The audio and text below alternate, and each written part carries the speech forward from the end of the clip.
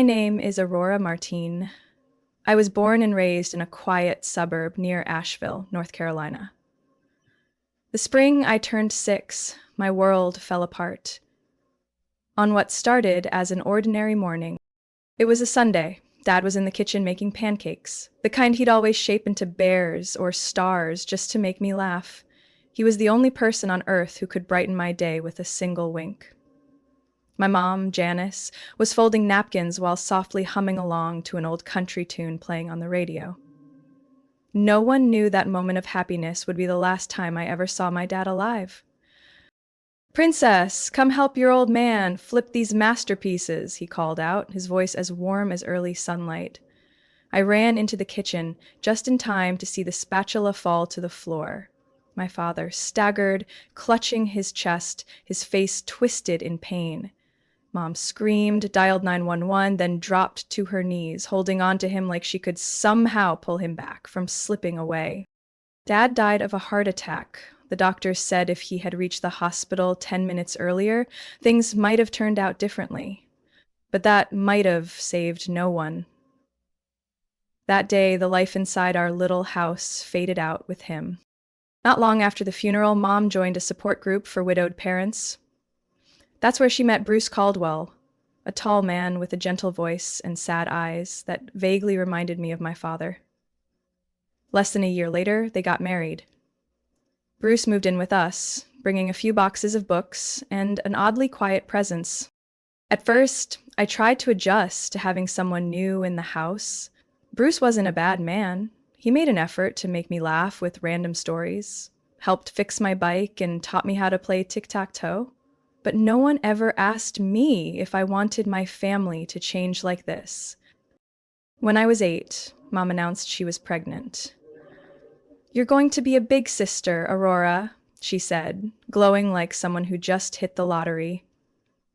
I stared at her belly, then at Bruce, feeling something I couldn't explain. Again, no one asked if I was ready to give up what little I had left. After Zachary was born, my mother almost vanished from my life. She stopped picking me up from school, no longer helped with homework, and barely looked me in the eyes when we spoke. Every ounce of her attention, affection, and patience was poured into my baby brother. At first, I thought it was temporary, but that temporary stretched into years. I remember one day opening my lunchbox at school and finding it completely empty. Mom had forgotten to pack it. When I told her, she laughed lightly. "Oh no, sweetie, I was so busy with Zach today, I'm so sorry." But her eyes were already fixed on the crib where Zach was crying as if the world revolved around him. Bruce noticed. One evening, while I sat quietly solving math problems at the kitchen table, he pulled up a chair beside me and whispered, "Aurora, sometimes adults get so focused on one thing they forget the other important parts." I wanted to believe he could change something, but every time he brought it up, Mom snapped. "Are you trying to teach me how to raise my kids?" she barked, her voice icy. Bruce would usually fall silent, leaving me stuck in a house full of tension and invisible walls. As Zach grew older, things got worse. He was demanding, cried constantly, and refused to do anything unless Mom hovered nearby. I felt completely erased. Bruce still tried. He took me to martial arts lessons, cheered me on in the rain, and once secretly bought me a birthday cake after Mom forgot. But he couldn't stand up to her. And I didn't have the strength to scream in a house where the baby's cries drowned out everything else. I can't remember the last time my mother asked if I was happy, but I remember with piercing clarity the cold realization that I had become a guest in my own home. When I was 13, everything in our house revolved around one person, Zachary. He didn't have to do a thing. Mom handled it all. I, on the other hand, became the backstage crew to the life of a so-called gifted prodigy that everyone praised, everyone except me. Zach's room always looked like a war zone. Toys everywhere, dirty clothes in heaps, leftover food molding under the bed. And who had to clean it? Always me. "Aurora, can you help tidy Zach's room? He's not feeling well," Mom would say, like it was the most natural thing in the world. I used to refuse, argue, say no, but those protests always ended the same way. "You're the big sister. you're supposed to sacrifice. Sometimes I wondered if Mom even remembered when my birthday was. The year I turned 15, I spent the evening waiting, in a blue dress Bruce had bought me, the only person in the house who seemed to remember I existed. The cake I bought myself from a small corner store sat untouched in the fridge until the next morning. That night, Mom had taken Zach to a puppet show his teacher recommended. She didn't apologize. She didn't mention it at all. Bruce, as always, was the only one who said anything. He didn't talk much, just quietly took me to a little ice cream shop, ordered my favorite flavor, and said, "You deserve the whole world, Aurora." I gave him a faint smile.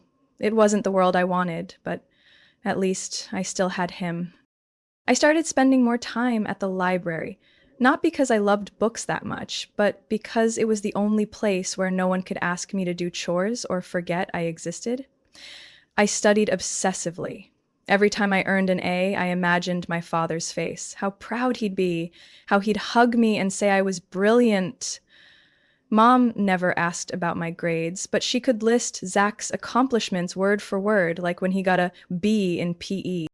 By senior year, I earned a full scholarship to Wake Forest University. I ran home with the acceptance letter trembling in my hands. Bruce hugged me so tightly I could barely breathe, his eyes shining with tears. "Mom?" She stared at me for a moment, then said something that knocked the wind out of me. "That's good, but have you thought about saving that scholarship for Zach? He needs the opportunity more." I froze. Bruce looked like he wanted to flip the table, but kept calm. "Sarah, you can't be serious," he said. She turned to him, voice sharp. "She already has more than enough. Zach's the one who needs help." I'd never seen Bruce look so angry. "Aurora's going," he said firmly, then turned to me, his voice soft again. "You're going to have the future you choose." Mom didn't see me off to college. She claimed Zach had pollen allergies and couldn't leave the house. Bruce drove me to campus. Before leaving, he handed me a debit card.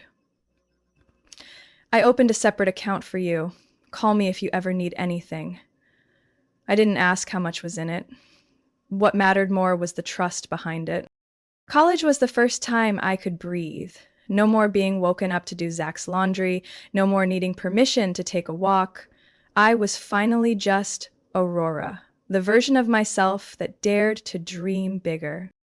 I still called home every week, but it was always Bruce who picked up. Mom was busy with Zach.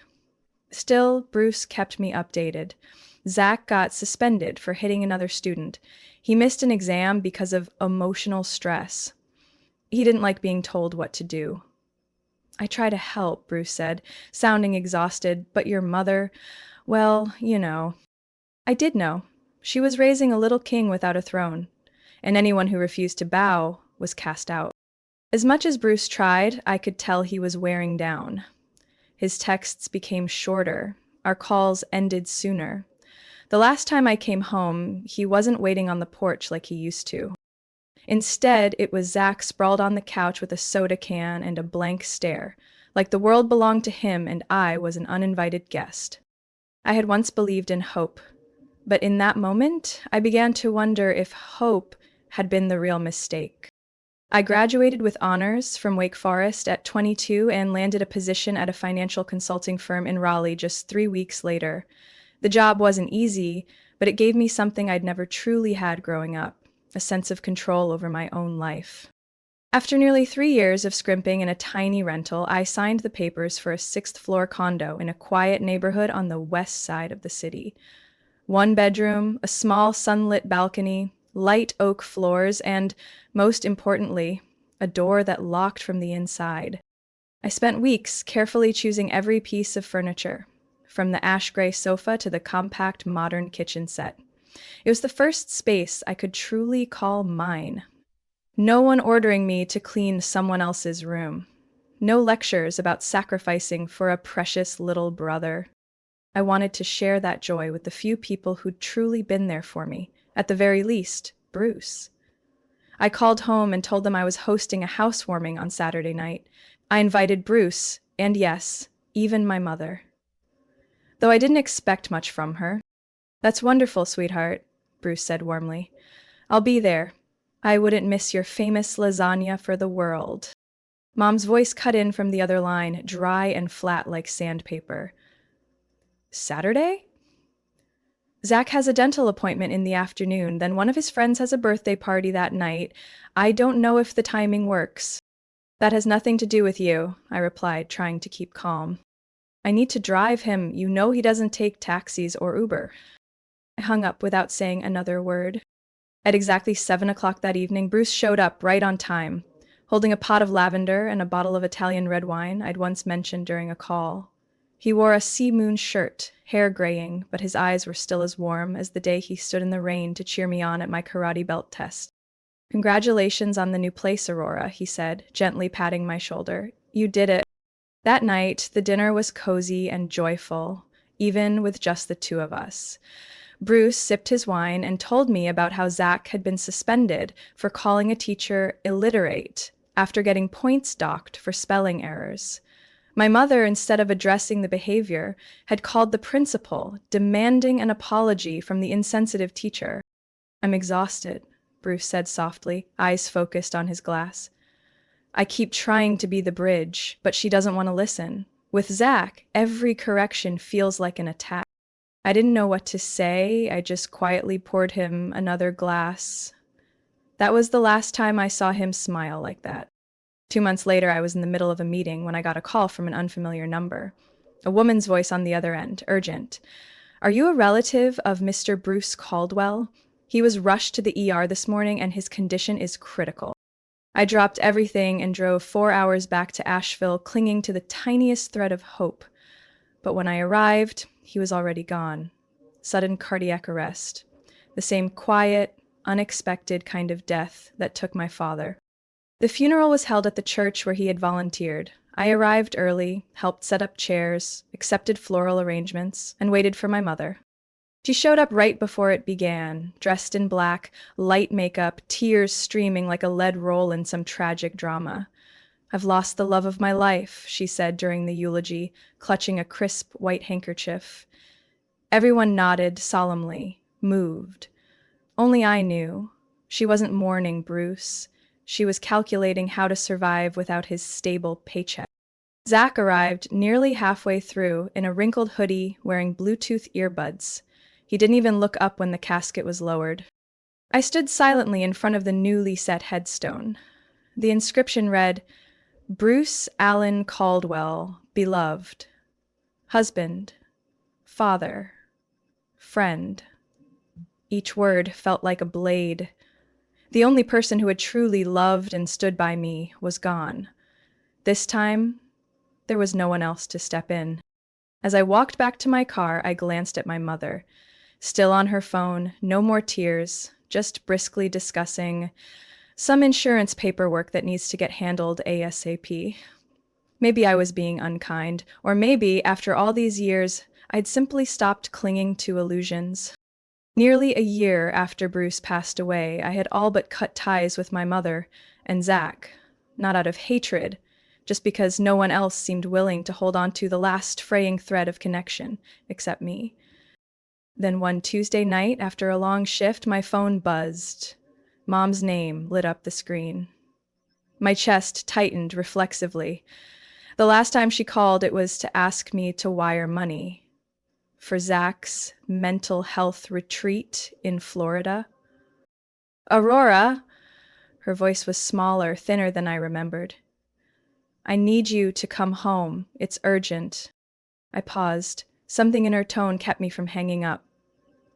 The next morning, I took a day off and drove straight to Asheville.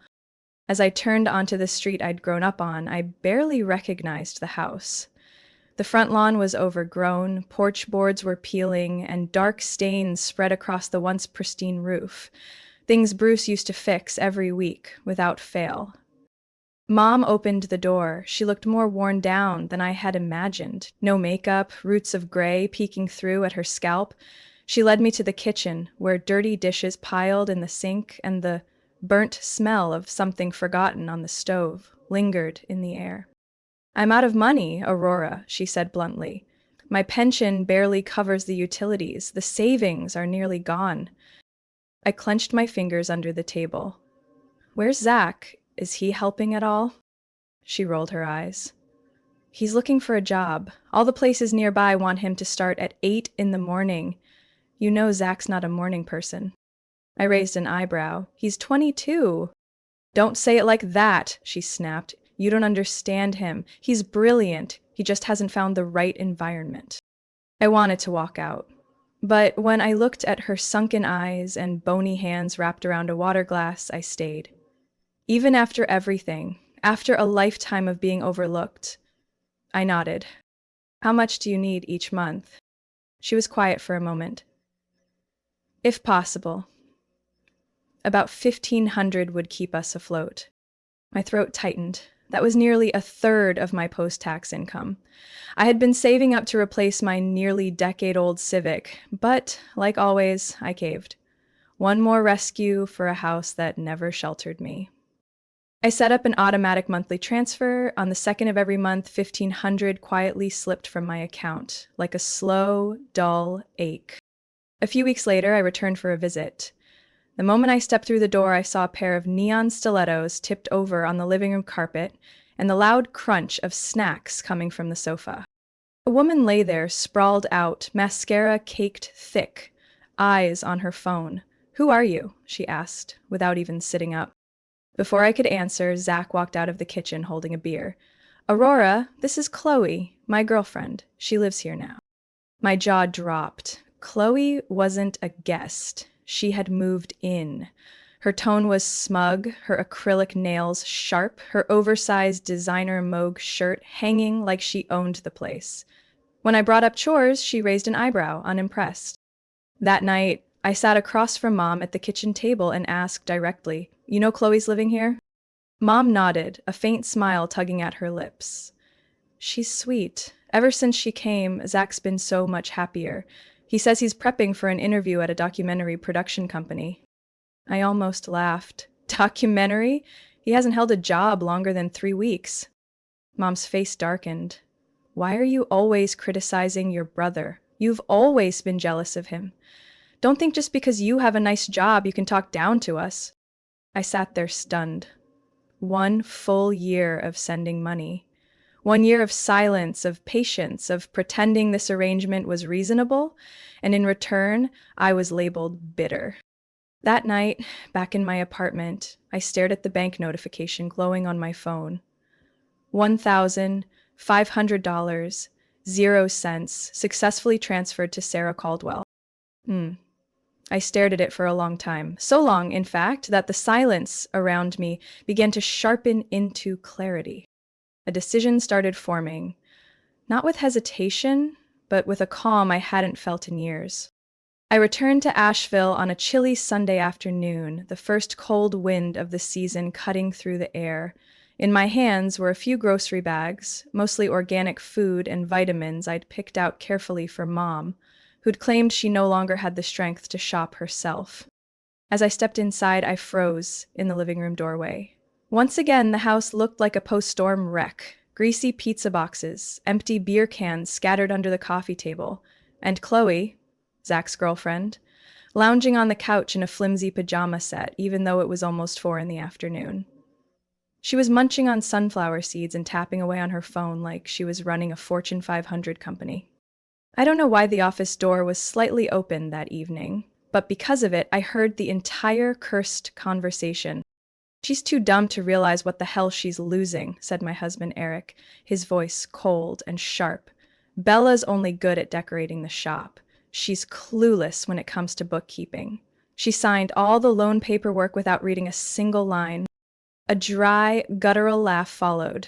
It was Ryan, Eric's younger brother. "We actually pulled it off, bro, just like we planned. In a few weeks, everything will be in our names, and the best part, no one can pin it on us. If Bella loses everything, it's her own stupid fault." I stood frozen in the hallway, hand clamped over my mouth to stifle a gasp. My heart pounded so violently I thought they could hear it through the wall. The world around me spun and blurred.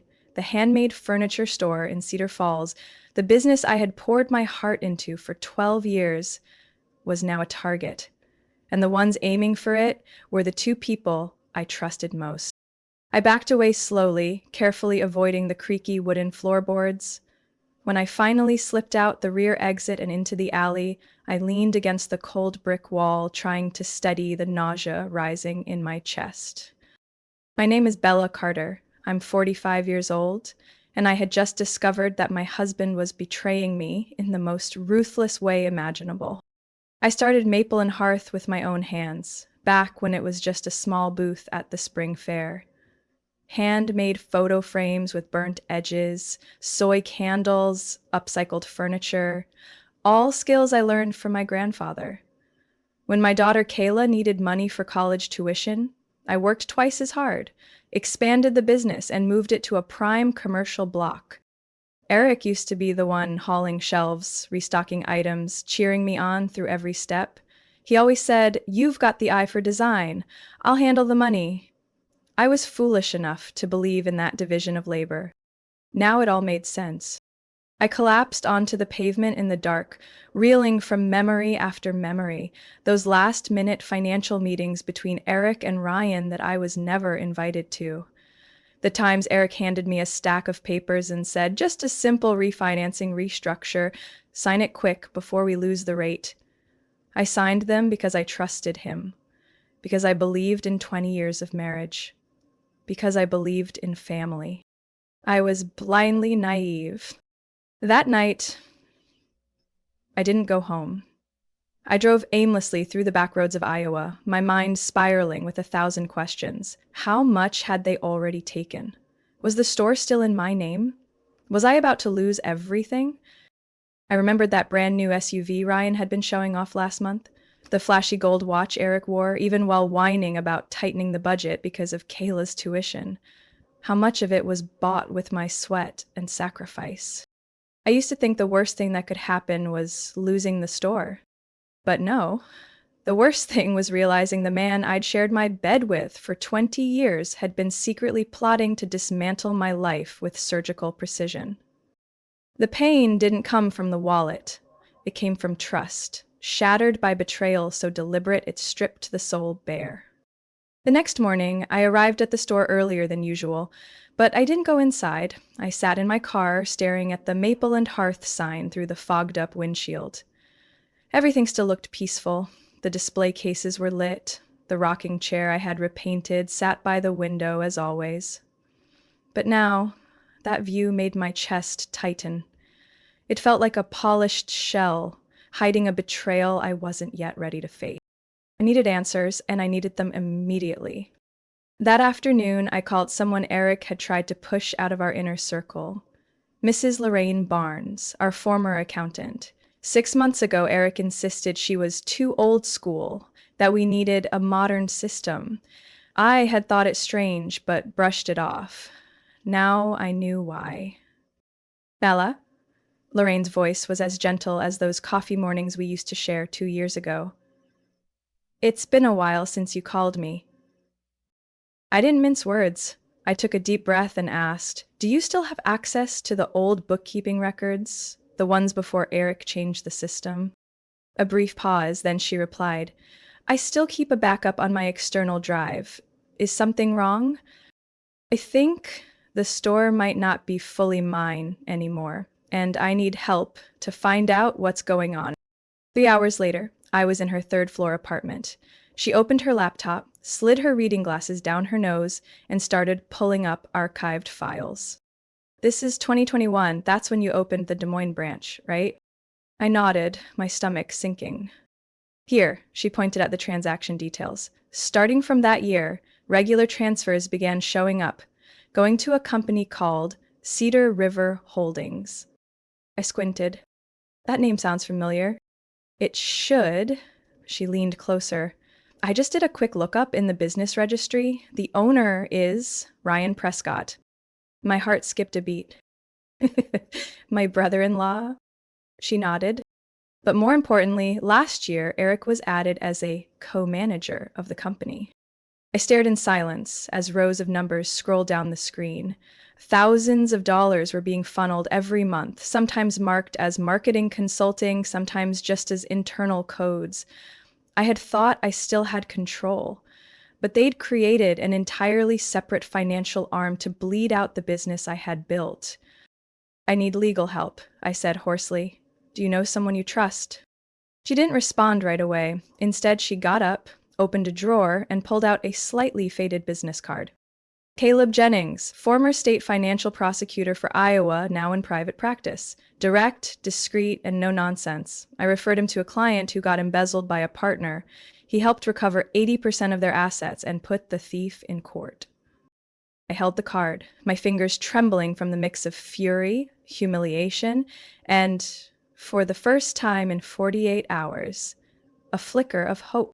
The next day, I met Caleb at his office in Davenport, a place no one in my family even knew existed. Caleb was in his early 50s, tall, firm-voiced, and didn't waste time. After I handed over the documents from Lorraine, he said just one thing. They're using a technique called manufactured internal debt to simulate pressure, making you think you need to sell off assets to survive. It's textbook, used in family business takeovers all the time. What can I do? Caleb opened his laptop and started a checklist. First, you do nothing. Keep playing the trusting wife. They can't know you're on to them. Meanwhile, I'll check the banks and verify every loan in your name. Most importantly, we need to confirm if they've quietly used your property as collateral. I swallowed hard. Could it really be that bad? He looked at me, calm but firm. I've seen worse. The difference is you're catching it early, and they're overconfident. Walking out of Caleb's office, I felt something I hadn't allowed myself to feel for 2 days. I was going to take it all back, not just the store, but every shred of worth they tried to steal with their sweet smiles and silent knives. 1 week after meeting with attorney Caleb, I stepped into the most critical role of my life. The trusting, carefree wife, smiling each morning as if nothing was rotting beneath the surface. Eric suspected nothing. In fact, he seemed pleased to see me, refocusing on the shop, while he handled the big picture. I nodded, brewed his coffee, and listened to his web of lies about investor partnerships and next quarter's growth strategies. There were moments I wanted to hurl the ceramic mug at his smug face, but I didn't. I still needed him to believe I was blind. Caleb had made it clear, no emotional outbursts, no rash moves. We needed more evidence, and to get it, I needed someone who could infiltrate Eric and Ryan's world, one I, as the naive wife, had no access to. Caleb introduced me to Eva Delgado, a professional private investigator with a background in financial intelligence. She was in her early 40s, razor sharp, and capable of shifting her voice, demeanor, even her identity. At our first meeting in a quiet Iowa City cafe, she said one sentence that made me trust her completely. Men like your husband always make the same mistake. They think women are only good for grocery receipts and making dinner. We built our plan. Eva would approach Ryan first, posing as an independent investor looking to collaborate with local ventures. Using the alias Ms. Claire Whitmore, she contacted him through a small business forum where Ryan frequently bragged. It took just 3 days for Ryan to bite. He called me at 10 p.m., Eva reported. Started off polite, but within 15 minutes he was boasting about having financial control over a high-potential artisan store that lacked capital. He used the term soft ownership transfer and said that within 2 months the assets would be fully in their hands. I could barely breathe listening to the recording. What did he say about Eric? I asked. Eva smirked. I handle the money. My brother handles the wife, she quoted. As long as she thinks she's still in charge, we can manipulate the taxes and the books however we want. At that moment, I realized this wasn't just betrayal. It was a calculated scheme, crafted over years, and I, the creator of it all, was the prize they intended to repackage and hand over like a bonus. As Eva dug deeper, Caleb helped me take the first legal defense steps. We opened a temporary credit account solely in my name at a different bank. I transferred the majority of high-value inventory to a storage facility outside the city, one Eric didn't know about.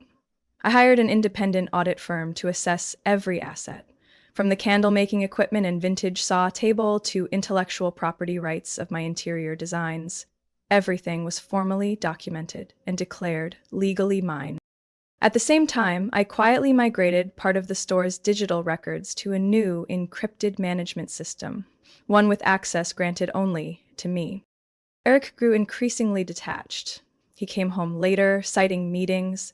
One night, after drinking, he mumbled something that made my skin crawl.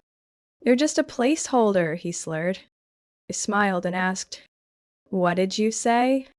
He shook his head, forced a laugh. "Must have been sleep-talking." I said nothing. But in my mind, I whispered, "You're about to be escorted out of this dream for good." In the final week of the month, Eva sent me a recording that made me grip the armrest of my chair until my knuckles turned white. In it, Ryan bragged about fabricating a business debt under a shell company registered in Nevada, so they could legally trigger asset forfeiture if needed. "They're planning to create a fake financial crisis," Eva explained, "then pressure you to sell the store to preserve your reputation." But the buyer? It's them. I looked out the shop window. Customers were coming and going, smiling as always. None of them knew the checkout counter they paid at had quietly been pledged as collateral last summer. I couldn't let them strike first, and I didn't have much time. 3 days after Eva sent the latest recording, Caleb called me into his office in Davenport. Unlike his usual calm demeanor, this time he was already standing by the window, his face serious. "Bella, we need to have a very real conversation," he began, then slid a thin folder across the desk. "I had someone dig into Eric's personal financial history after spotting a suspicious expense line on last year's statement, and I found this." I opened the folder. On top was a copy of a life insurance policy. Insured, Bella Carter. Beneficiary, Eric Carter. Date of issue, April 11th last year. Policy value, $950,000. "I never agreed to anything like this," I blurted out, my throat dry. "I don't even remember where I was on that day." "Exactly. And he didn't need your signature. Just had to prove he was your husband. What's more alarming is the policy's value, and the fact that it was signed around the same time those shady loans started showing up." I sank into the chair. "You're saying Eric might be planning something?"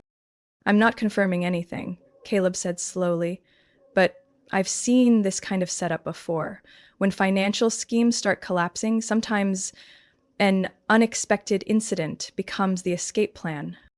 A chill ran down my spine, even though the space heater behind me was humming steadily. That evening, I returned home earlier than usual. Eric wasn't there. I stepped into his home office, the one I'd always been told to avoid because the files are too complex, you'll just mess things up. I opened the drawers, following the cues Ava had taught me. In a leather-lined compartment with a small lock, I found a USB drive. My heart pounded like a war drum. I slipped it into my jacket pocket and walked out, pretending nothing had happened. Near midnight, at Eva's apartment, our temporary safe house, Caleb and I plugged in the USB. Alongside spreadsheets detailing cash flows, there was a folder titled Exit Strategy, Internal Only, Do Not Share. One section read, "In the event funds cannot be recovered, activate life insurance payout. Triggers include 1. Bank account freeze. 2. Bella suspects or refuses further signature." Caleb tapped the table. "There's no more doubt. They have a plan ready in case you survive their fraud." I shivered. I had once shared a bed with a man who might be scripting my death for profit. But it didn't stop there. 3 days later, on a quiet Monday morning, a man in a pale blue dress shirt showed up at Maple and Hearth.